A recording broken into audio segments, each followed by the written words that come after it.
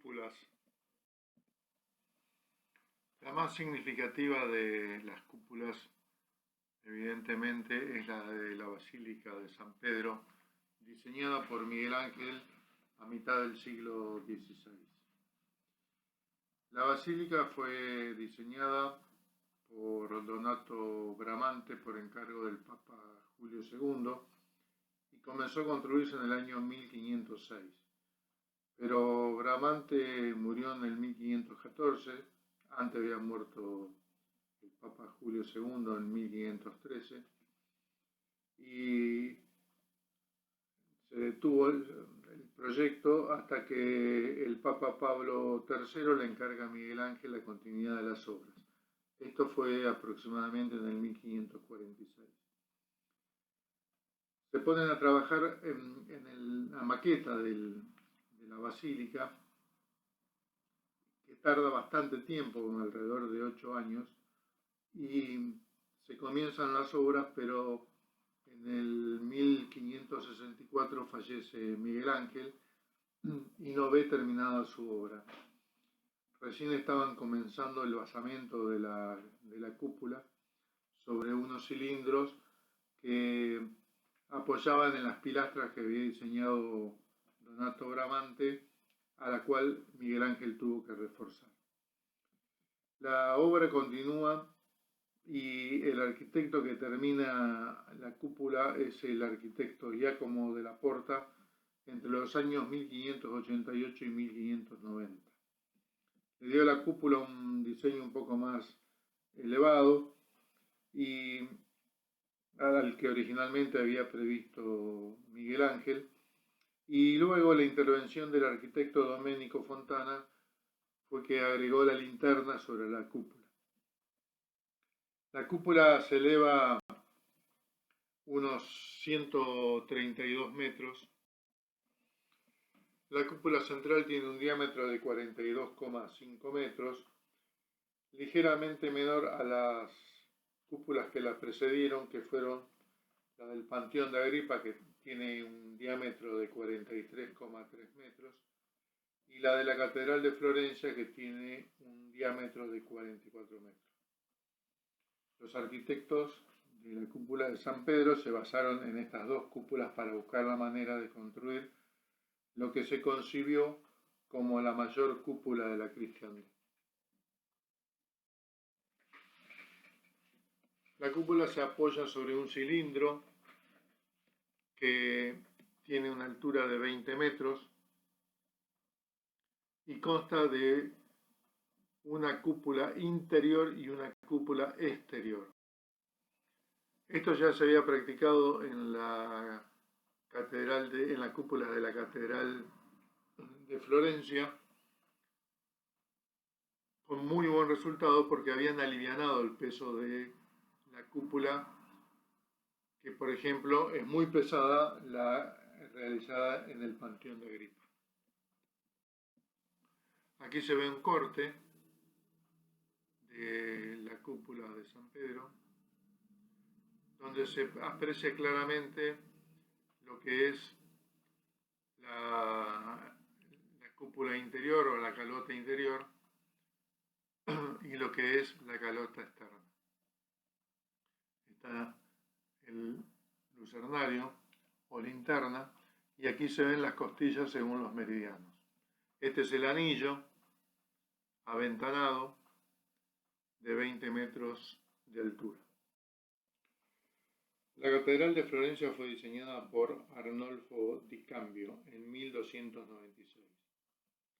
Tras la muerte de Di Cambio, las obras se retomaron en 1334, pero la peste negra que azotó Europa en 1348 paralizó nuevamente las obras. Recién en 1418 se retomó el proyecto para finalizar las obras y en el 1423 le dieron la obra a Brunelleschi para su dirección. Una vista de la Basílica de Santa María de Fiore. La cúpula fue diseñada por Filippo Brunelleschi y se comenzó a construir en 1420. Se completó en el 1436. La obra finalizó totalmente, incluida la linterna, en 1471. El armazón de la cúpula consistía en arcos de maderas y cadenas de hierro. Lo interesante y el aporte fue que se hicieron dos cúpulas, una interior y otra exterior, y eso alivianó notablemente el peso de la cúpula. Otro aporte que hace Brunelleschi es el hecho de que la puede construir a partir del tambor o cilindro de apoyo. Aquí se ve cómo apoya directamente la cúpula sobre un cilindro y eso se transmite a tierra, disminuyendo notablemente los contrafuertes que antes eran necesarios para contener los esfuerzos horizontales. Las soluciones de Brunelleschi eran ingeniosas y sin precedente, como lo muestra el peculiar diseño octogonal de doble emparedado. La cúpula se eleva sobre un tambor octogonal, lo que permitía que la cúpula entera fuera construida desde la superficie de apoyo del tambor sin necesidad de estructuras para elevarla que suponían un elevado costo. Antes se pensaba que la cúpula había que construirla en el suelo y buscar un mecanismo para elevarla, pero Brunelleschi coloca a partir de la zona del tambor de apoyo, se empieza a construir lo que sería la cúpula. En la zona inferior coloca andamios en la parte interna y ya cuando está llegando a la parte de arriba, los andamios se colocan en la parte exterior y se termina la cúpula. Esta cúpula está conformada por costillas de madera y cadenas de hierro y está revestida en ladrillos. Una vista actual de la Santa María de Fiore.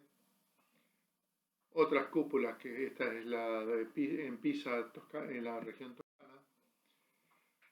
Y vemos formas típicas de cúpulas. La semiesfera, con un ángulo de llegada de 90 grados, donde el encuentro con la tangente es vertical. Una semiesfera de radio constante, pero que el ángulo de terminación es menor de 90 grados. O pueden ser formas elípticas o formas parabólicas. Las plantas de las cúpulas, además de cuadradas, pueden ser rectangular, pueden ser triangulares. Y el campo de aplicación ronda desde los 30 metros a los 120 metros. Para diámetros de 30 metros, el ángulo de encuentro está entre 20 y 30 grados y la relación entre la flecha, que es la altura, y el diámetro es 1/8. O sea que, conociendo el diámetro que vamos a tener, vamos a poder calcular la flecha que tiene en función de esta relación. Para diámetros de 60 metros, el ángulo de encuentro es entre 30 y 35 grados y la relación 1/7. Para diámetros de 90 metros, el ángulo de encuentro va de 35 a 40 grados y la relación es 1/6. Y para diámetros de 120 metros, el ángulo es 40 grados y la relación es 1/5. Quiere decir que a medida que aumenta el diámetro de la cúpula, aumenta la relación que tenemos entre la flecha y el diámetro. Para 30 metros, la cúpula, la lámina son láminas llenas. Para 60 metros pueden ser llenas o nervuradas. Ya para 90 metros deben ser nervuradas para aliviar el peso. Y para 120 metros, huecas de doble capa. Para valores menores de 30 metros de diámetro a cubrir, se aconsejan cúpulas cónicas porque los encofrados son muy costosos de las cúpulas esféricas. En cambio, las cúpulas cónicas se pueden encofrar con maderas porque son superficies desarrollables, quiere decir que es una superficie arreglada.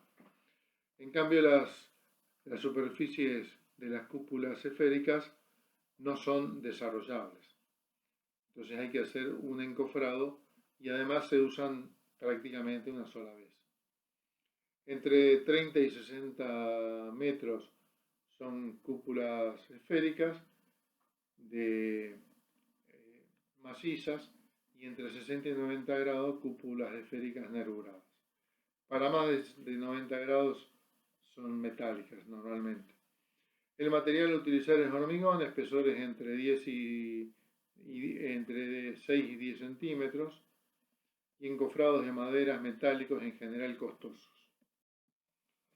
Este es el Panteón de Agripa, un diámetro de la cúpula de 43,20 metros y es nervurado. Para sistemas de cúpulas entre diámetros a cubrir entre 90 y 120 metros, las cúpulas son esféricas, grillas de una sola capa.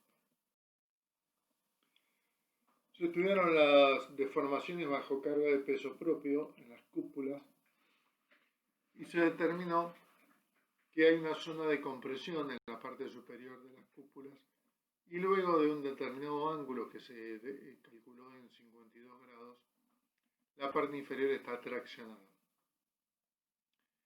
Este fenómeno explica claramente lo que sufrieron las cúpulas que hemos analizado con anterioridad. En la cúpula de la Basílica de San Pedro aparecieron fisuras en la parte inferior en el sentido de los meridianos. Esas fisuras se debían a las tracciones que se originaban en los planos de los esfuerzos paralelos y se comprueba acá esas deformaciones con la tracción que se origina. Las reparaciones en la cúpula de la Basílica de San Pedro se realizaron con cadenas primeramente y posteriormente se fue sunchando con los años posteriores. Esta zona es la indicada de esfuerzos de compresión y esta es la zona indicada para esfuerzos de tracción. La estática de las cúpulas esféricas se resuelve calculando el radio con esta expresión. D es el diámetro que va a cubrir la cúpula, F es la flecha que sale de la relación F sobre D de la tabla anterior que les comentaba, y los esfuerzos según los meridianos se denominan N1 y los esfuerzos según los paralelos se denominan N2. Los esfuerzos de N1 responden a esta expresión. R es el radio que lo calculamos con esta fórmula, G es el peso por unidad de superficie, kilo por metro cuadrado, sobre 1 por el coseno de phi, siendo phi el ángulo que se mide a partir de la clave y puede llegar a 90 grados. El ángulo para la clave es 0 grados y el esfuerzo de N1 según los meridianos, si el coseno del ángulo que vale 0 es 1, me queda que R por G sobre 1 más 1, que es 2, entonces el esfuerzo N1 es 0,5 de R por G. En la medida que el ángulo aumenta, el coseno disminuye y cuando el ángulo llega a 90 grados, el coseno vale 0. Entonces la expresión queda N1 de R por G, sería sobre 1, o sea que este valor N1 es R por G. Todo está comprimido.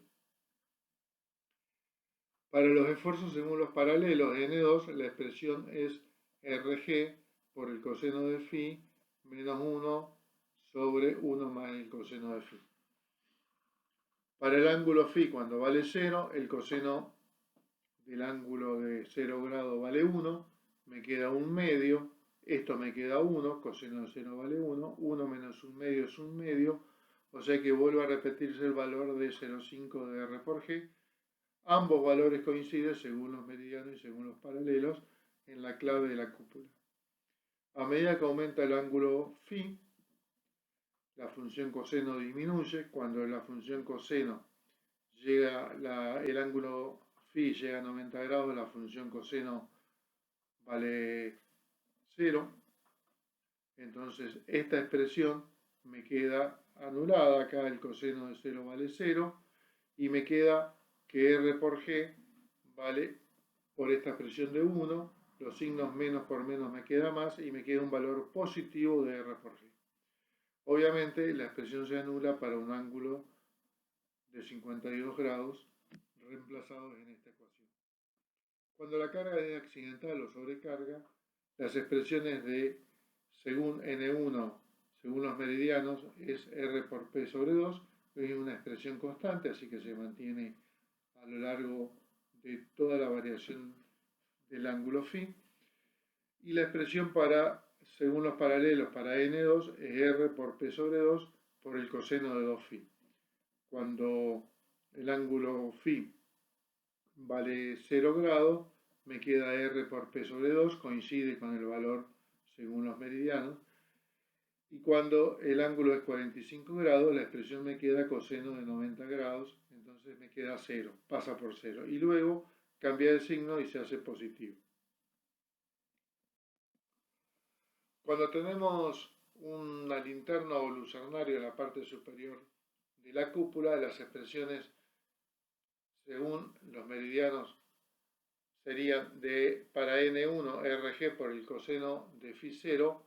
Phi 0 es el ángulo de apertura de la linterna o lucernario, menos coseno de phi, que es el ángulo que varía. En este caso el ángulo phi va a variar entre phi 0 y 90 grados. Cuando arranca la cúpula, el ángulo phi coincide con phi 0, la expresión se anula, entonces las solicitaciones N1 comienzan en 0 y luego obtienen su máximo valor cuando phi vale 90 grados. Para el caso de los esfuerzos según los paralelos, tiene esta expresión y arranca con una expresión negativa porque esto es nulo y se transforma en una expresión positiva, o sea, efectos de tracción en la parte inferior.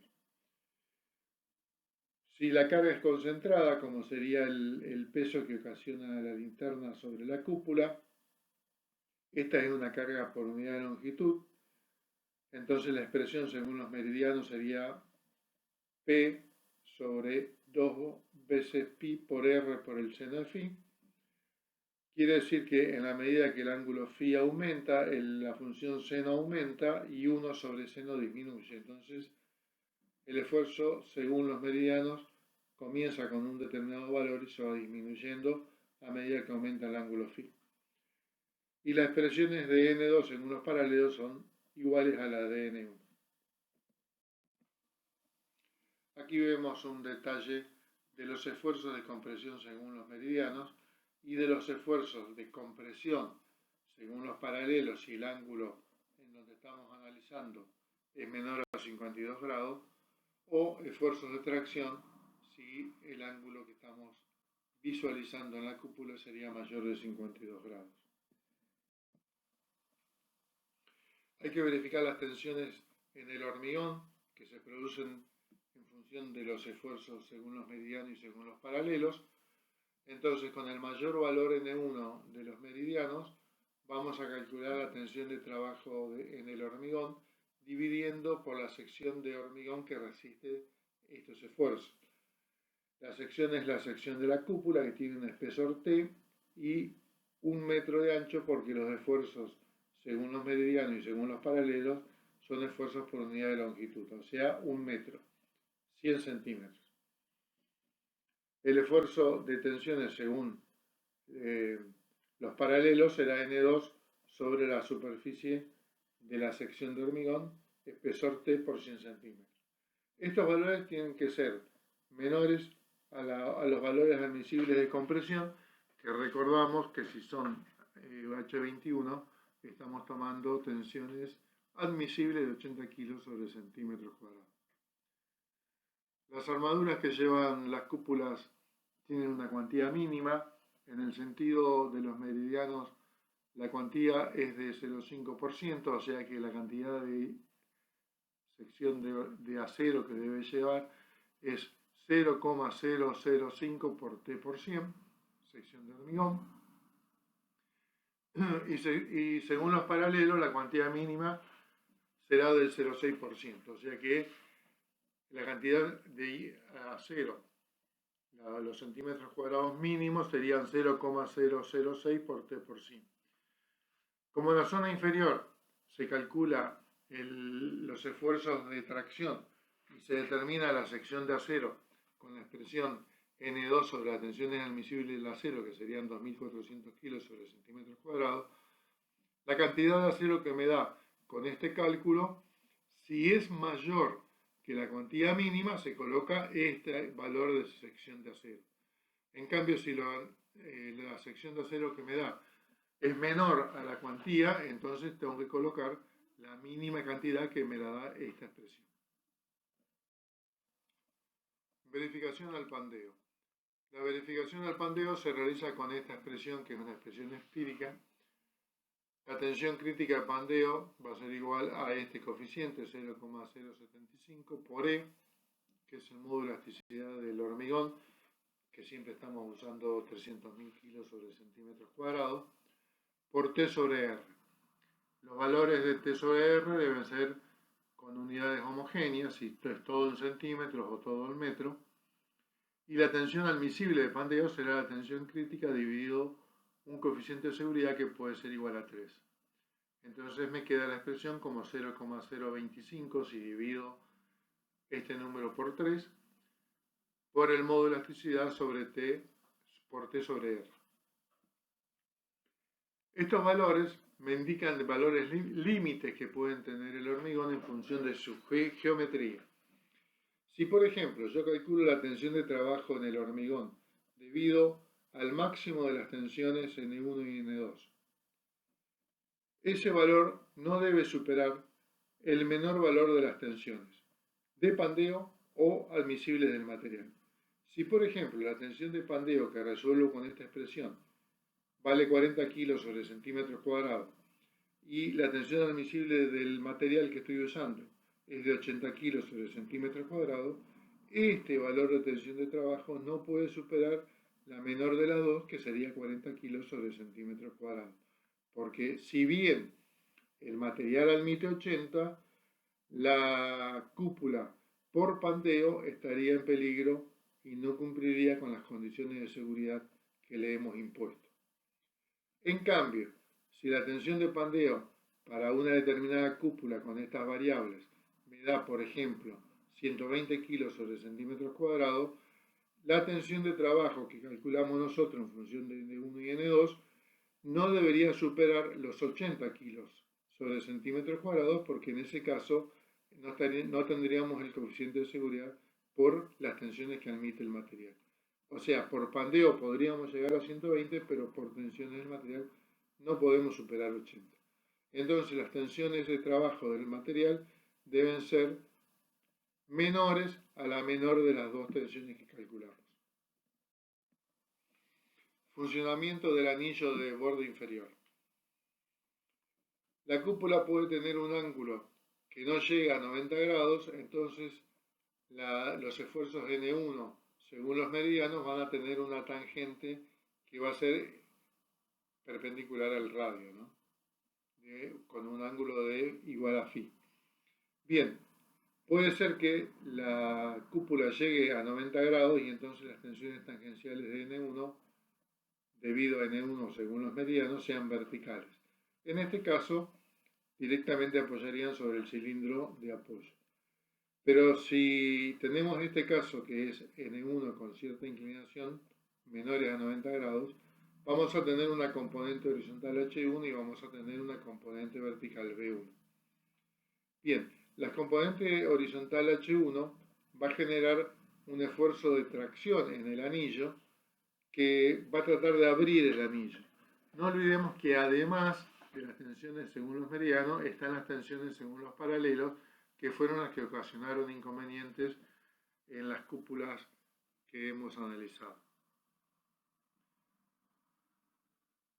En todos los casos debe cumplirse que la tensión que produce el esfuerzo N1 o B1, según corresponda, sean menores que las tensiones admisibles del material. En general, este anillo podría estar apoyado en determinados puntos y podría verificar que las tensiones de compresión que se originan acá estén dentro de las tensiones admisibles del material. Bueno, acá verificamos una tensión sigma 3 como la medida de esta sección de anillo y nos permitiría calcular dimensiones, como está indicado acá. En general, digamos que si el espesor, esta medida D está muy relacionada con el espesor T. Bien, el anillo de tracción entonces dijimos que tiene una componente, N1 tiene una componente horizontal que hemos denominado H1 y cuyo esfuerzo que produce de tracción en el anillo es el valor H1 por D sobre 2. Este es el diámetro D y la fuerza T vale H1 por D sobre 2. Esa fuerza T de tracción hay que tomarla con las armaduras en el anillo. O sea que la armadura en el anillo será la fuerza de tracción T sobre la tensión admisible del acero, 2.400 kilos sobre centímetros cuadrados.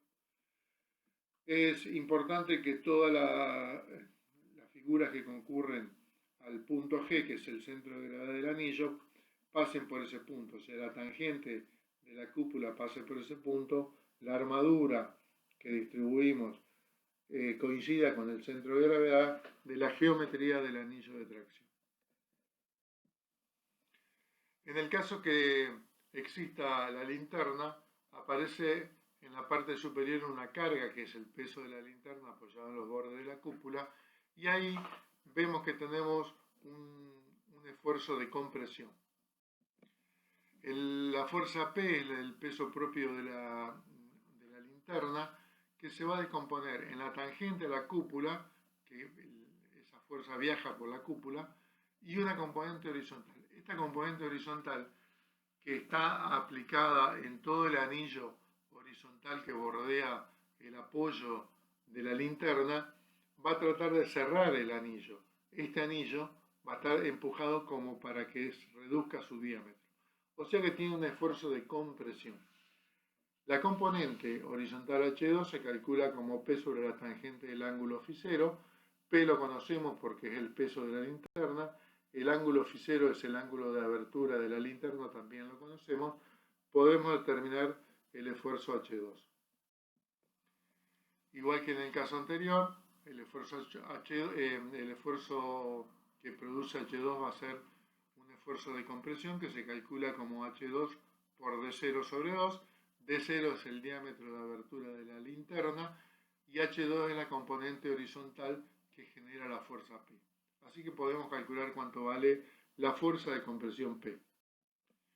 Podemos hacer una determinación de la fuerza con la expresión de columnas, o sea, C, el esfuerzo de compresión, por gamma, que es el coeficiente de seguridad, sobre las tensiones de rotura de los materiales. Sigma prima BK es 175 kilos por centímetro cuadrado para un hormigón H21. Podemos tomar una cuantía geométrica del 1%, como hacíamos en columna, y sigma K es la tensión de rotura del acero, 4.200 kilos sobre centímetros cuadrados. Y eso nos permite determinar la sección de la columna, que en este caso es el anillo de compresión. Si el anillo de tracción está apoyado en varios puntos, en vez de tener un cilindro continuo hasta el suelo, podemos determinar algunos conceptos de flexión, considerando o imaginando que sea una viga continua, donde tendría algunos puntos de apoyo que serían los puntos de apoyo del anillo de tracción, con una expresión del esfuerzo N1, que son el esfuerzo según los meridianos por la luz, la separación entre apoyo al cuadrado sobre 10, y en los momentos en los tramos, como N1 por L al cuadrado sobre 14. Con estas expresiones de momento en el apoyo y momento en el tramo, permitiría tener una idea de las secciones necesarias de acero para tomar el momento en el apoyo sobre Z y sobre sigma admisible, y en el tramo. Esto es un diagrama de tensiones, como viajarían, entre comillas, los esfuerzos de compresión y de tracción en la superficie de la cúpula a partir de determinados apoyos que podrían ser los que están indicados acá. Bueno, es una forma de ver el comportamiento de la cúpula. Unos son las tensiones de compresión y otros son los diagramas de tensiones de tracción.